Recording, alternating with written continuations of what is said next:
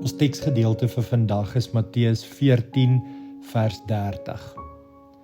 Maar toe hy sien hoe sterk die wind was, het hy bang geword en toe hy begin sink, het hy uitgeroep, Here, red my.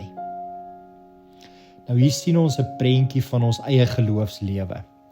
Petrus begin met geloof op die water te loop, maar toe hy na die wind kyk, verloor hy fokus en hy word bang.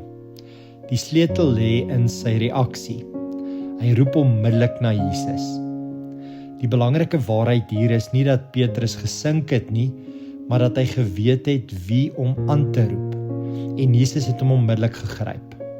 Die dieper betekenis hier is, in die Joodse kultuur was die see 'n simbool van chaos en vrees. Dat Jesus Petrus uit die water optel, wys dat hy ook ons red uit chaos, onsekerheid en die dinge wat ons dreig om ons heeltemal te oorweldig. Ek wil jou vra om saam met my deel te neem. Het jy 'n rustige plek waar jy nou kan sit? Wees gemaklik. Kom ons haal lekker diep in en uit asem. Net eers in en dan uit.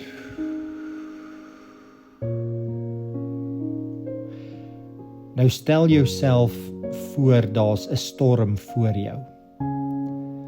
Daar's wind, daar's golwe, daar's onrustigheid in jou hart. En dan plaas jy jou hand op jou bors en jy fluister, Here, red my. Here, red my. Here, red my. Sê dit nog 'n paar kere, elke keer sagter, totdat jy net in stilte die woorde in jou hart hoor. En voel hoe Jesus jou hand vat, jou hand gryp en jou weer optrek.